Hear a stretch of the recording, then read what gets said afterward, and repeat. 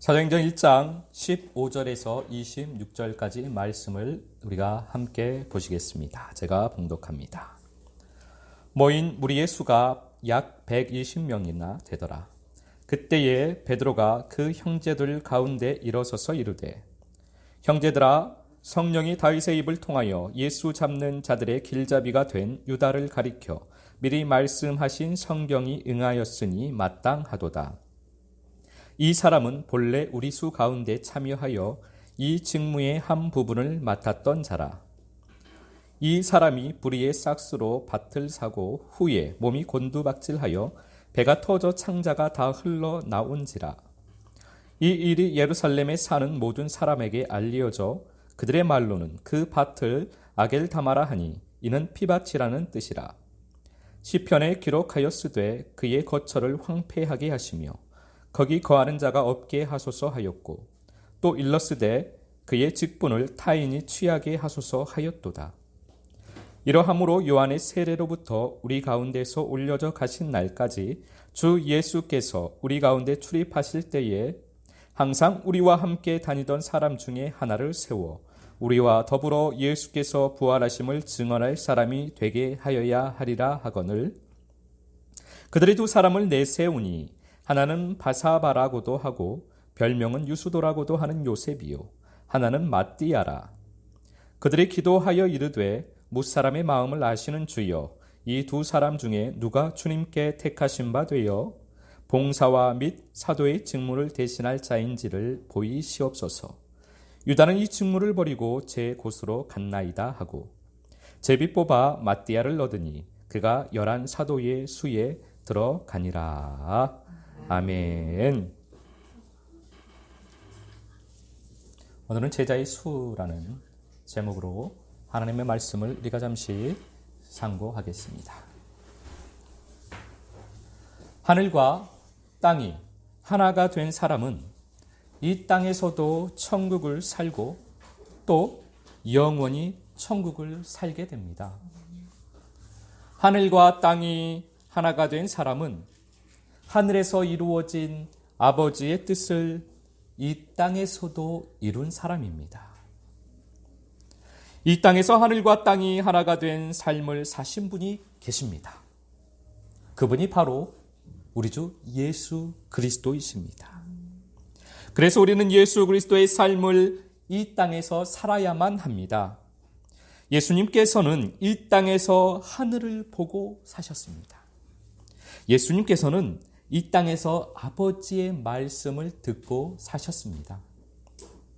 예수님께서는 아버지의 행하심을 보고 아버지의 말씀을 듣고 그대로 행하셨습니다. 그분은 스스로 행하는 것이 없었습니다. 이것이 하나님의 자녀의 삶입니다. 하늘과 땅이 하나가 된 하나님의 자녀의 삶입니다. 하나님의 자녀인 우리들도 그래서 이렇게 살아야 하는 것입니다. 우리도 하나님의 자녀이기 때문에 하늘을 보고 아버지의 말씀을 듣고 아버지의 뜻을 알고 그 뜻대로 살아야만 합니다. 그래서 이 땅에서 아버지의 뜻을 이루는 그리스도의 향기로 그리스도의 몸으로 우리가 살아야만 합니다. 바로 그것이 천국의 삶입니다. 아버지께서는 우리가 그 삶을 살기를 원하시는 것입니다. 그러한 참 자녀의 삶, 천국의 삶, 하늘과 땅이 하나가 된 예수 그리스도의 삶을 이 땅에서 살게 되시기를 예수 그리스도 이름으로 축복합니다. 출애굽기 32장 26절 말씀 우리가 한 목소리로 함께 봉독하겠습니다. 이에 모세가 진문에 서서 이르되, 누구든지 여호와의 편에 있는 자는 내게로 나오라 하매 레위 자손이 다 모여 그에게로 가는지라. 아멘. 모세가 시내 산에 올라가서 하나님과의 깊은 임재 가운데 하나님의 말씀 십계명을 받고 있는 중이었습니다. 그때 산 아래에서 기다리던 백성들은 당연히 한 마음으로 기도를 해야만 했습니다. 모세를 위해서, 자기네들이 더 온전케 되기 위해서 모세와 한 마음으로 한 뜻으로 기도를 해야만 했습니다. 하늘을 보고 하나님의 말씀을 듣고 한 마음으로 담대히 기도해야만 했습니다. 그런데 그들은 하늘을 보지 못하고 땅을 보고 있었습니다. 그들의 마음에는 두려움이 밀려왔습니다. 그래서 그들은 자기들을 위한 송아지 우상을 만들었습니다. 하늘을 살던 모세, 하나님의 임재 가운데 하나님 안에서 교제를 나누며 하늘을 살던 하나님과의 깊은 임재 가운데 있던 모세, 그가 하나님의 말씀을 듣고 땅으로 내려왔습니다. 땅을 살고 있는 우리는 누구나 다 자기 우상을 만들면서 살아갑니다.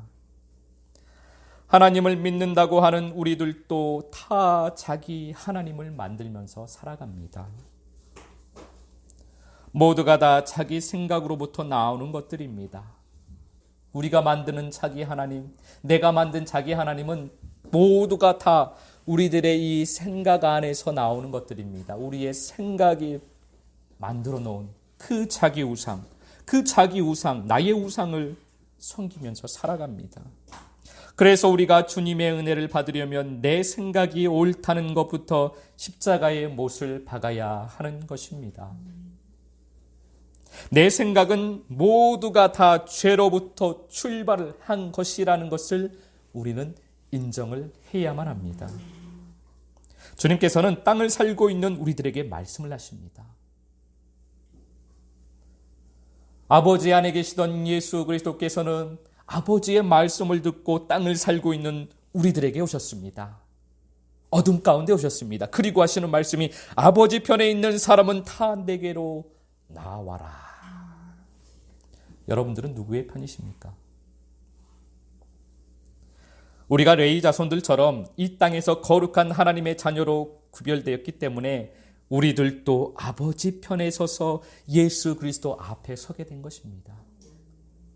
우리가 잘나서가 아니고, 우리가 잘해서가 아니고, 우리가 무엇을 해서가 아니고, 우리가 아버지의 사랑으로 하나님의 자녀로 거룩히 구별되었기 때문에 레위 자손들이 모세 앞에 섰듯이 우리가 구별되었기 때문에 우리들도 예수 그리스도 앞에 서게 된 것입니다. 이것이 아버지의 사랑입니다. 예수 그리스도 앞에 서게 된 성도는 나 자신을 주님께서 거하실 성전으로 이제는 만들어야만 합니다. 다른 말로는 내 마음을 가나안으로, 즉 내 마음을 천국으로 만들어야만 합니다. 그 사람이 이 땅에서 천국을 사는 사람입니다. 그 사람이 하늘과 땅이 하나가 된 사람입니다. 여호수아서 24장 15절 말씀 우리가 함께 봉독하겠습니다.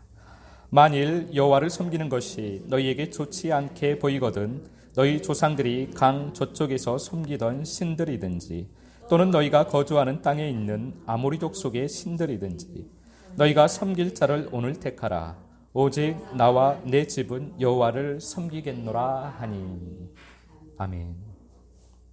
요단강을 건넌 사람, 다시 말해 요단강의 세례를 받아 내가 죽은 사람, 또 가나안에서 대적과 전쟁을 하며 하나님의 나라를 세운 사람, 즉 다시 말해서 내 마음의 죄들과 싸워 내 마음의 천국을 만든 사람, 그 사람을 우리에게 보여주셨습니다. 여호수아를 통해서 우리에게 보여주셨습니다. 그 사람이 바로 여호수아입니다. 그러한 여호수아가 마지막에 믿음의 후손들에게 하는 설교 중에 있는 내용이 바로 여호수아 24장 15절의 말씀입니다. 나와 내 집은 오직 하나님만 섬길 것이다. 너희는 너희가 섬길 신을 택해라. 이렇게 말을 합니다. 여러분들은 어떤 신을 섬기고 계십니까? 우리 중에는 세상 신을 섬기는 사람은 없을 것입니다. 우리들은 내가 하나님을 섬기며 산다라고 생각을 합니다. 무슨 신을 섬기십니까? 라고 물어보면 우리는 하나님을 섬깁니다 라고 말을 할 것입니다. 그런데 우리들은 삶 속에서 하나님이 아닌 나 자신이라는 우상을 섬기며 살아간다라는 것을 인정을 해야만 합니다. 주님께서 나를 보여주시면 그게 나라고 인정을 해야만 합니다. 그것이 무엇이든 내 소견에 좋은 대로 살아가고 있다는 것을 우리는 인정을 해야만 합니다. 내가 보기에, 사람 보기에, 다른 사람이 보기에도 좋은 말이지만, 좋은 것이지만 그것이 내 소견이라는 것을 우리는 인정해야만 합니다. 내 소견에 좋은 대로 말을 하고 내 소견에 좋은 대로 행동을 합니다. 그래서 때로는 하나님의 뜻대로 사는 것 같지만 결국은 자기 우상을 만들며 살아갑니다. 그것이 사사기서의 말씀입니다. 그 말씀을 우리에게 하시는 겁니다. 우리는 왕이신 우리 주님을 참 우리의 왕으로 섬겨야 하겠습니다. 우리의 생각과 주님의 생각은 다릅니다. 우리의 판단은, 사람인 우리가 세운 판단은 옳은 듯 하지만 그러나 주님의 뜻과 다를 수 있음을 인정을 해야만 합니다. 주님의 뜻과 다를 때가 훨씬 더 많기 때문입니다.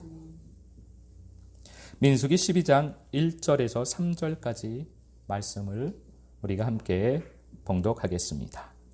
모세가 구수 여자를 취하였더니 그 구수 여자를 취하였으므로 미리암과 아론이 모세를 비방하니라. 그들이 이르되 여호와께서 모세와만 말씀하셨느냐 우리와도 말씀하지 아니하셨느냐 하매 여호와께서 이 말을 들으셨더라. 이 사람 모세는 온유함이 지면의 모든 사람보다 더하더라. 아멘.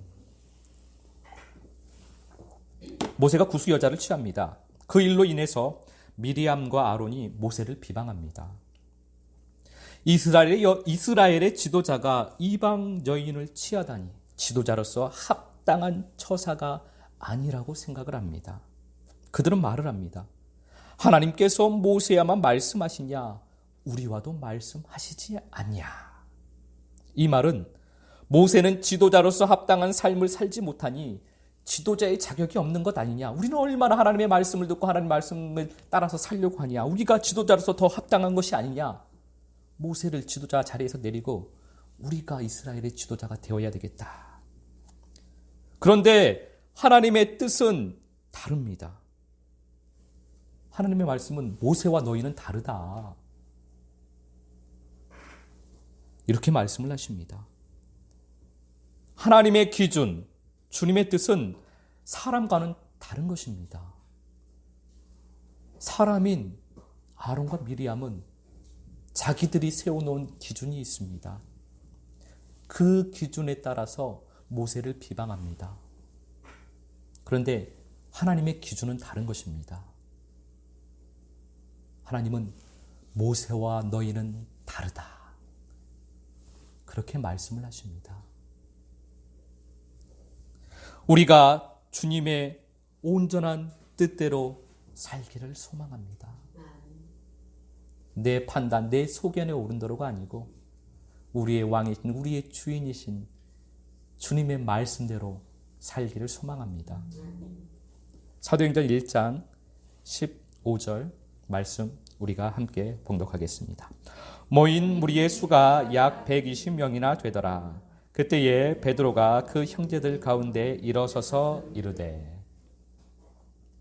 예수님께서 승천하신 후에 제자들이 마가의 다락방에 모였습니다. 그들은 예수님의 말씀에 순종하여 예루살렘을 떠나지 않고 함께 모여서 한 마음으로 기도를 했습니다. 오순절 마가의 다락방의 성령 강림은 이렇게 제자들이 예수님의 말씀에 순종을 했기 때문에 일어났습니다. 그런데 이때 모인 제자의 수가 약 120명 정도 되었다라고 우리에게 말씀해 주십니다. 120명, 약 120명 정도라면 100명 정도 모인 것입니다. 그러면 우리 생각에는, 일반적인 사람 생각으로는 약 100명 정도가 모여서 기도를 했더라라고 하는 것이 더 합당하지 않겠습니까? 그런데 왜 굳이 약 120명 정도가 모여서 기도를 했더라라고 우리에게 말씀하여 주셨을까요? 약 120명이 모였다고 말을 하고 나서 바로 이어서 하시는 말씀이 베드로가 그 형제들 가운데 일어서서 이르되, 베드로가 그때에 일어나서 이야기를 하기 시작합니다. 사도행전 1장 17절 말씀 우리가 함께 봉독하겠습니다. 이 사람은 본래 우리 수 가운데 참여하여 이 직무의 한 부분을 맡았던 자라. 베드로가 말을 하는데 그 중에 한 부분입니다.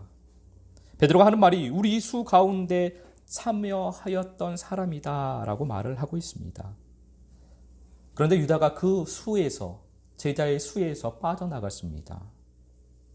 그래서 이 뒤에 나오는 말씀에서 계속해서 나오는 이 뒤에 나오는 말씀에서 보면 제자들은 그 수에 참여할 제자를 뽑게 됩니다. 약 120명이라고 언급한 것은 바로 이 제자의 수에 참여하는 것과 관련이 있는 것입니다. 그래서 1장의 후반부에서는 이 수를 채우는 것이 기록되어 있는 것입니다. 계시록 21장 12절 말씀 우리가 함께 봉독하겠습니다. 크고 높은 성곽이 있고 12문이 있는데 문에 12천사가 있고 그 문들 위에 이름을 썼으니 이스라엘 자손 12지파의 이름들이라. 아멘. 이 말씀은 새 예루살렘 성에 대해서 말씀하시는 부분입니다. 새 예루살렘 성에는 12문이 있는데 각 문에는 천사가 있고 문들 위에는 12지파의 이름이 기록되어져 있습니다. 이 말씀은 우리가 이 이후에 가게 될 새 예루살렘 성을 말씀하시는 동시에 우리가 이 땅에서 이루어야 할 것을 말씀하고 있는 것입니다. 이 말씀을 보고 사도행전 1장 15절의 말씀을 보면 하나의 그림이 그려지게 됩니다. 드라마나 영화에서 이 성이나 궁을 보면, 아니면 이 서울에 가면 경복궁이라든지 그런 궁을 가서 보면 문이 있는데 이 문이 한 개만 있는 것이 아니고 문이 여러 개가 있습니다. 그런데 문을 열고 들어가면 바로 본체가 나오는 것이 아니고 문을 열고 또 문을 열고 들어가야 되고 또 문을 열고 들어가야 됩니다. 그런데 하나의 문이 아니고 또 문이 여러 개가 있는 것을 우리는 알고 있습니다. 이 모습이 약 120명의 제자들의 모습으로 보이지 않으십니까? 12문이 있는 것입니다. 예루살렘 성에는 12문이 있습니다. 그 문을 통해서 예루살렘 성으로 들어갈 수가 있습니다. 첫째 문부터 12번째 문. 그런데 첫째 문을 통과해서 들어간다고 해서 바로 성전 안으로 들어갈 수 있는 것이 아닙니다. 첫째 문을 통과해서 들어가면 첫째 문에 또 문이 있습니다. 그리고 또 문이 있는 것입니다. 둘째 문도 둘째 문을 통해서 들어가면 또 문이 있고 또 문이 있는 것입니다. 셋째 문도 셋째 문을 통해서 들어가면 또 문이 있고 또 문이 있고 길게 줄을 서 있는 것이 눈에 보이지 않으십니까? 이렇게 문마다 길게 줄을 서서 통로가 되는 것입니다. 다 통로라는 것입니다. 여러분은 어느 문에 서 계십니까? 계시록 21장 14절 말씀입니다. 함께 봉독합니다. 그 성의 성곽에는 12기초석이 있고 그 위에는 어린 양의 12사도의 12 이름이 있더라. 아멘. 새 예루살렘 성의 성곽에는 12기초석이 있습니다. 이 기초석에는 12사도의 이름이 있습니다. 이 기초석 위에 연결되어지는 120명의 제자들, 그리고 지금 우리까지 연결되어지는 모습이 그려지지 않으십니까? 기초석이 12개가 있습니다. 사도들의 이름이 있습니다. 그 기초석 위에 120명이 얹혀지는 것입니다. 하나씩 얹혀지는 것입니다. 우리들까지 그 위에 얹혀지는 것입니다. 그래야 새 예루살렘 성이 완성이 되는 것입니다. 이렇게 우리들이 서로 연결되어져서 예루살렘 성, 새 예루살렘 성이 되는 것입니다. 새 하늘과 새 땅의 새 예루살렘은 이렇게 세워져야만 합니다. 우리의 마음이 새 하늘과 새 땅이 되어야만 합니다. 우리가 제자의 수에 들어가야만 합니다. 우리가 그리스도의 몸으로 붙어야만 합니다. 우리가 서로 연결되어야만 합니다. 우리는 그리스도의 피로 연결이 됩니다. 우리는 그리스도의 사랑으로 하나가 됩니다.